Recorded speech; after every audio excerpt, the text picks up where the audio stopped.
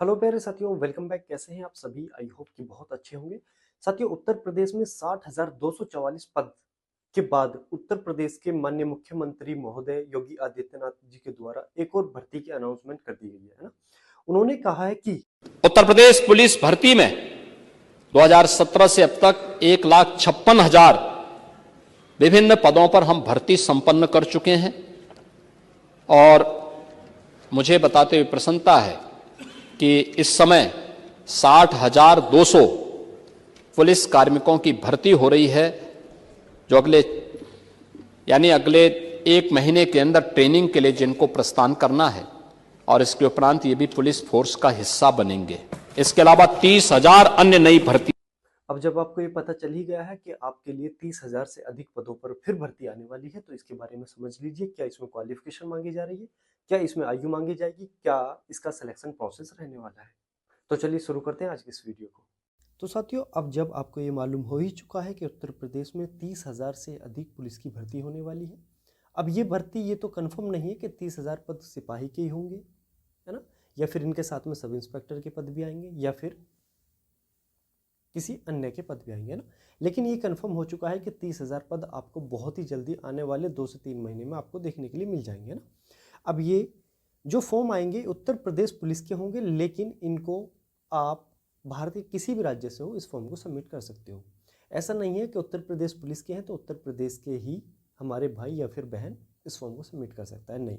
बल्कि आप उत्तर प्रदेश के अलावा आप भारत के किसी भी राज्य से हो, आप महिला हो या फिर पुरुष हो, आप इस फॉर्म को सबमिट कर सकते हैं ना।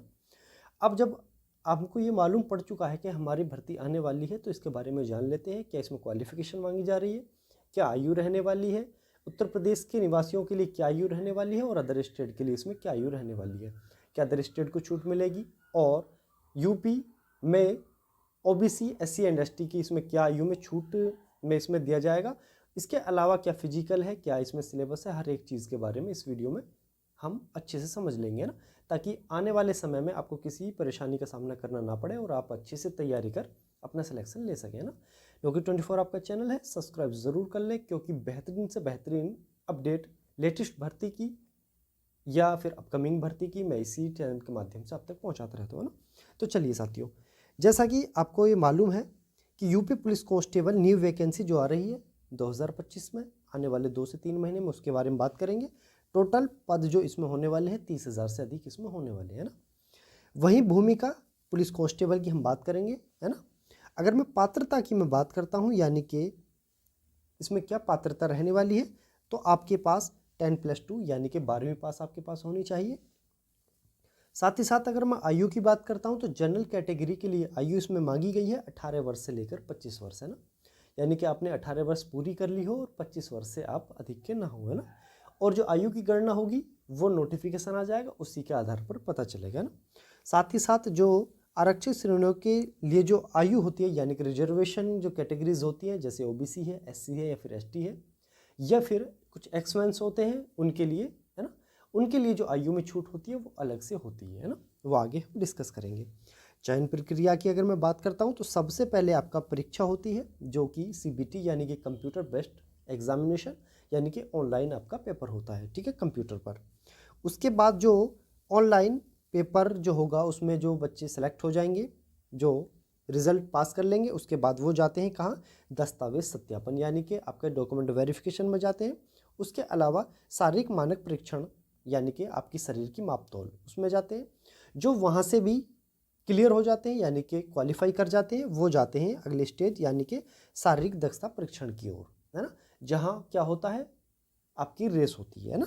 उसके बाद जो हमारे साथी रेस लगा लेते हैं, चाहे वो महिला हो या फिर पुरुष हो, उसके बाद वो नेक्स्ट स्टेप पर जाते हैं, यानी कि उनका क्या होता है? मेडिकल होता है ना, यानी कि चिकित्सा परीक्षण होता है।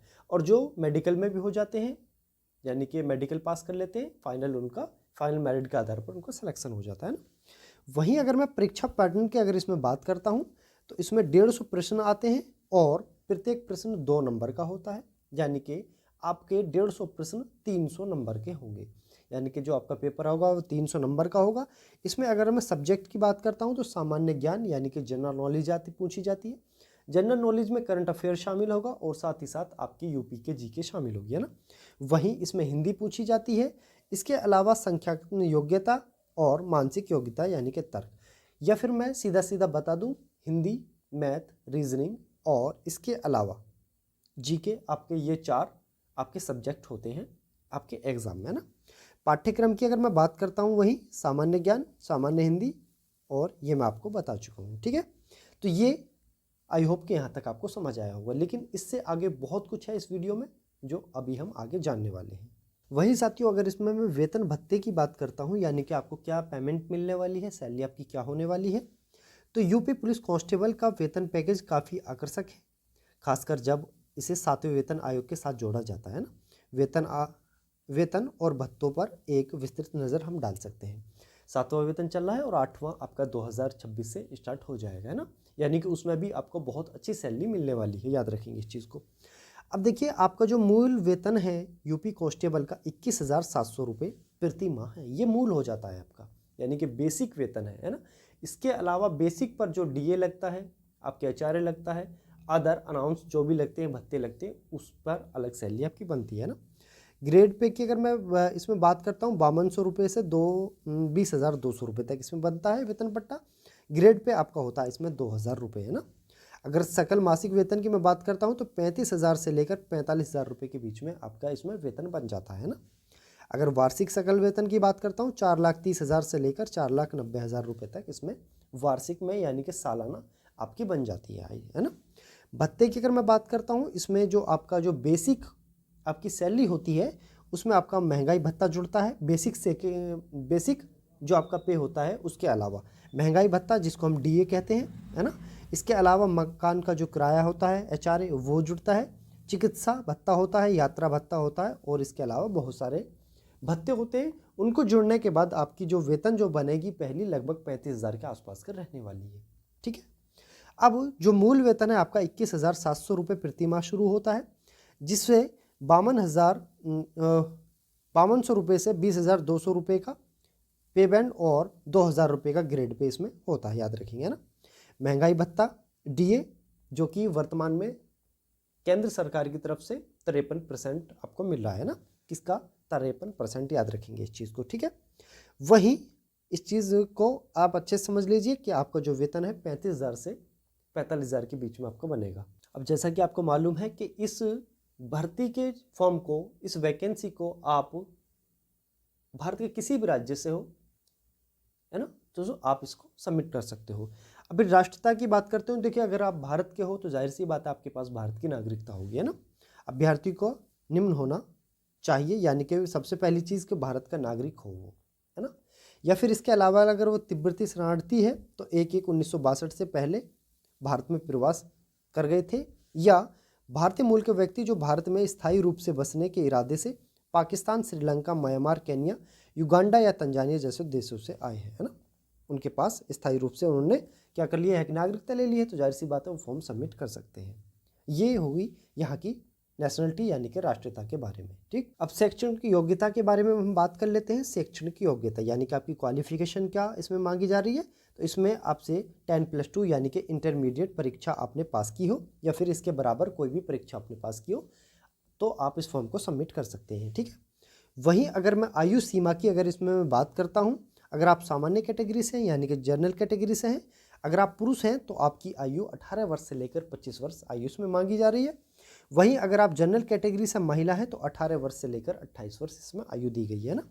ओबीसी, एससी एंड एसटी के लिए जो आयु इसमें दी जा रही है, वो जो जनरल की आयु होती है उसमें 5 वर्ष एक्स्ट्रा आप जोड़ लीजिए, है ना। जैसे हाईएस्ट जनरल की 25 वर्ष है तो आप 5 लगाकर आपकी जो आयु होने वाली है, आपकी हाईएस्ट आयु होने वाली है 30 वर्ष, है ना। यानी कि 18 वर्ष से लेकर 30 वर्ष तक आप ओबीसी, एससी एंड एसटी के हमारे साथी फॉर्म को सबमिट कर सकते हैं, ठीक है। वहीं याद रखेंगे इस चीज़ को भी कि आप महिला हैं तो 33 वर्ष तक आप इस फॉर्म को सबमिट कर सकते हैं, ओबीसी, एससी एंड एसटी, है ना। अब याद रखेंगे कि यूपी पीआरपीबी के द्वारा ओबीसी, एससी एंड एसटी के लिए 5 वर्ष की छूट उत्तर प्रदेश की तरफ से दी जाती है, उत्तर प्रदेश सरकार की तरफ से, ठीक है। अब इस भर्ती की अगर मैं चयन प्रक्रिया की अगर मैं बात करता हूं तो आप अच्छे से समझ लीजिए सबसे पहले आपकी ऑनलाइन परीक्षा होगी, ठीक है। अब अगले चरण पर आगे बढ़ने के लिए उत्तीर्ण होना आवश्यक है, यानी कि जो आपका पेपर होगा उसमें आपको अगले चरण पर जाने के लिए आपको पेपर पास करना होगा, है ना। उसके बाद आपका दस्तावेज सत्यापन होंगे और इसके अलावा पीएसटी होगी, यानी कि शारीरिक मानक परीक्षण होगा, है ना। अब जब ये चीज़ आप यहाँ से क्वालिफाई कर जाएंगे तो उसके बाद आपका पीईटी होना है, यानी कि आपकी रेस होनी है, ठीक है, याद रखेंगे। अगर आप पुरुष हैं तो 25 मिनट में आपकी 4.8 किलोमीटर की रेस होगी। वहीं आप अगर महिला हैं तो 14 मिनट में 2.4 किलोमीटर की आपकी रेस होगी, ठीक है। इसके अलावा शारीरिक फिटनेस और सहनशक्ति का आकलन करता है, या ये चीज़ है ना, क्या, रेस, ठीक है। जो आप रेस कंप्लीट आप कर लोगे, यहाँ से क्वालिफाई हो जाओगे, उसके बाद आपका क्या होना है, मेडिकल परीक्षण होना है, DME, है ना। और इसमें क्या होगा, इसमें आपका वजन होगा, इसकी छाती माप जो भी होगा, है ना, हाइट वगैरह। इसके अलावा इसमें कोई आप बीमार तो नहीं हो, आपका ब्लड वगैरह, है ना, वो सभी चीज़ मेडिकल परीक्षण में आ जाता है, तो वो सब वहाँ होना है आपका। अब जब हम सिलेक्शन प्रोसेस की बात कर रहे हैं तो सबसे पहला आ जाता है इसमें पेपर, है ना।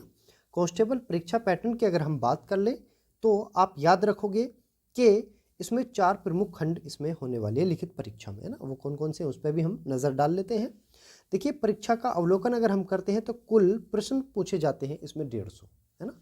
वहीं इसमें 150 प्रश्नों के लिए कुल अंक दिए जाएंगे इसमें 300, यानी कि प्रत्येक प्रश्न 2 नंबर का होगा। और इसमें जो आपको समय दिया जाने वाला है 2 घंटे का समय दिया जाने वाला है, यानी कि 120 मिनट का समय आपको इसमें मिलेगा। वहीं इसमें निगेटिव मार्किंग भी दी जाती है, वो होती है 1/3, यानी कि 1/3 की निगेटिव मार्किंग होती है, कितना, 0.25 की, याद रखेंगे इस चीज़ को, है ना। यानी कि अगर आपके 4 प्रश्न अगर गलत हो जाते हैं तो एक सही प्रश्न भी आपका गलत माना जाएगा, है ना, याद रखेंगे इस चीज़ को। आगे बढ़ के हम देखेंगे इसमें कि सामान्य ज्ञान के जो क्वेश्चन आएंगे वो 38 क्वेश्चन आएंगे, जिनके नंबर बनते हैं 76, है ना। सामान्य हिंदी के आपके 37 प्रश्न पूछे जाते हैं, जिनके नंबर बनते हैं 74, है ना, 74। वहीं अगर मैं इसमें मैथ की क्वेश्चन की बात करता हूँ तो 38 प्रश्न पूछे जाते हैं, जिनके नंबर बनते हैं 76, है ना। वहीं अगर मैं रीजनिंग की बात करता हूँ तो 37 प्रश्न पूछे जाएंगे, जिनके नंबर बनते हैं 74। टोटल प्रश्न हो जाते हैं 150 और नंबर हो जाते हैं 300। समय 2 घंटे का आपको इसमें मिलता है ना। लेकिन जो वर्तमान में जो पैटर्न चला आ रहा है क्वेश्चंस का, तो उसमें हम ये देखते हैं लगभग 65 से 70 प्रश्न आपके रीजनिंग से पूछे जाते हैं, यानी कि मैथ का जो पोर्शन है उसको कम कर दिया जाता है ना। मैथ और आपका रीजनिंग को मिक्स करके आपका क्या होगा, लगभग 65 से 70% रीजनिंग की, यानी कि आपका सिलेक्शन लेने के जो परसेंटेज है वो और ज़्यादा हो जाते हैं, क्योंकि रीजनिंग लगभग सभी कर लेते हैं और इसी कारण बहुत अच्छा सिलेक्शन आप इसमें ले सकते हैं। अब जब आपने एग्जाम क्वालिफाई कर लिया है तो आपका शारीरिक मानक परीक्षण भी होगा, है ना। अब शारीरिक मानक परीक्षण यानी कि PMT, ठीक है। अब इसमें होना क्या है, इसमें अगर आप पुरुष हैं, है ना, अगर आप पुरुष हैं तो आप सामान्य या फिर OBC या फिर SC कैटेगरी से हैं तो आपकी जो हाइट मांगी जाएगी 168 सेंटीमीटर आपकी हाइट मांगी जाएगी। वहीं आपकी जो छाती की जो माप होगी वो 79 से 84 सेंटीमीटर इसमें मांगी जाएगी, है ना। 5 मीटर का फुलाव इसमें आपकी चेस्ट में मांगा जाएगा, है ना। अगर आप अनुसूचित जाति से हैं यानी कि ST कैटेगरी से हैं तो आपकी हाइट 160 सेंटीमीटर मांगी जाएगी, और जो आपकी चेस्ट है यानी कि छाती है वो 77 से 82 सेंटीमीटर मांगी जाएगी, है ना। वहीं अगर आप महिला हैं और आप सामान्य OBC या फिर SC कैटेगरी से हैं तो आपकी हाइट 152 सेंटीमीटर मांगी जाएगी।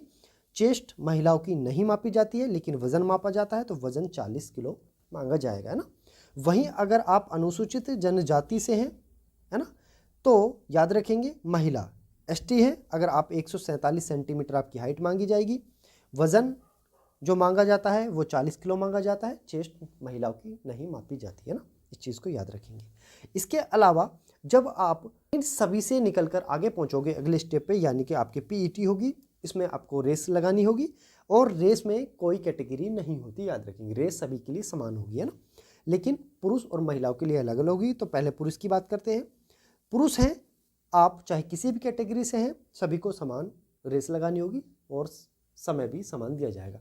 एक चांस होगा, एक ही चांस में आपको लगाना पड़ेगा, यानी कि एक ही बार मौका आपको दिया जाएगा, और वो जो मौका होगा 4800 मीटर रेस आपके लगानी होगी और आपको 25 मिनट का समय इसमें दिया जाएगा, है ना। वहीं अगर आप महिला हैं तो एक ही मौका होगा। 2400 मीटर की रेस है, यानी कि 2.4 किलोमीटर की रेस है और समय इसमें 14 मिनट का दिया जाएगा, है ना।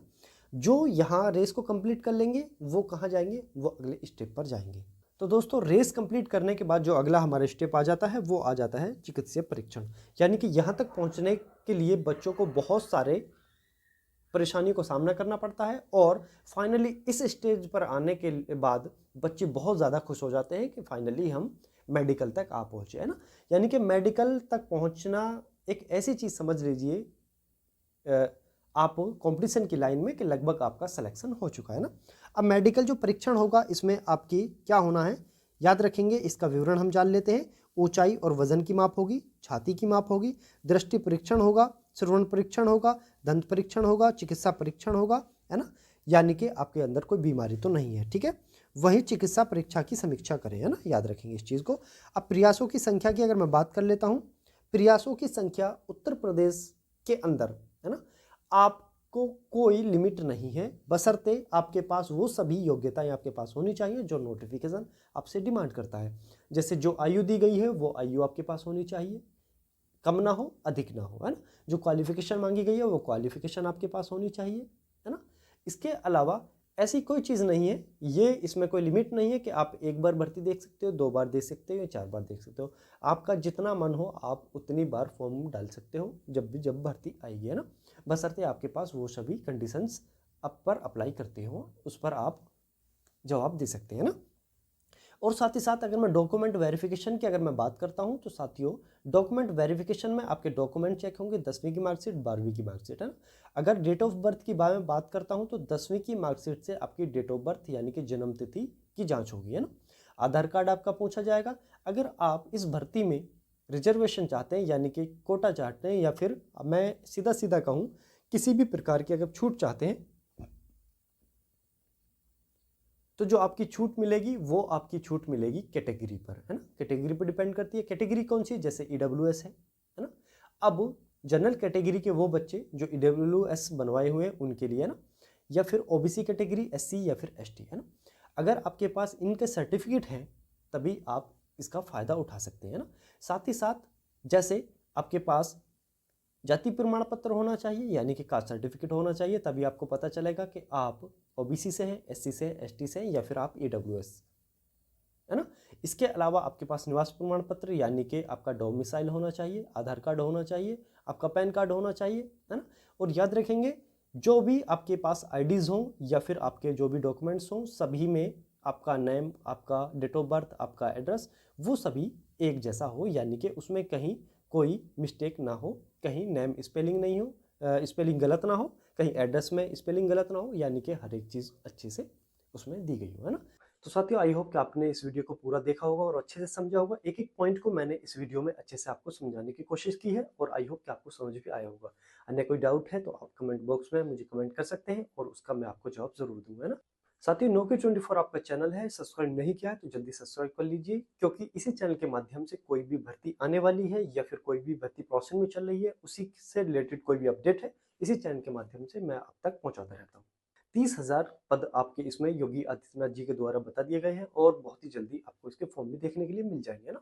तो अपनी तैयारी में लग जाइए, डॉक्यूमेंट्स अभी से बनवाना स्टार्ट कर दीजिए अगर आपके डॉक्यूमेंट पूरे नहीं है ना। साथ ही साथ अपनी तैयारी भी आज से ही और अभी से ही करना आप स्टार्ट कर दीजिए ना। बस इतनी ही जानकारी आपको देनी थी। Nokia24 आपका चैनल है तो जल्दी सब्सक्राइब कर लीजिए, क्योंकि बेहतरीन से बेहतरीन जानकारी इसी चैनल के माध्यम से आप तक पहुंचाता रहता हूँ। अपना ख्याल रखें, अच्छे से तैयारी करें। जय हिंद, जय भारत।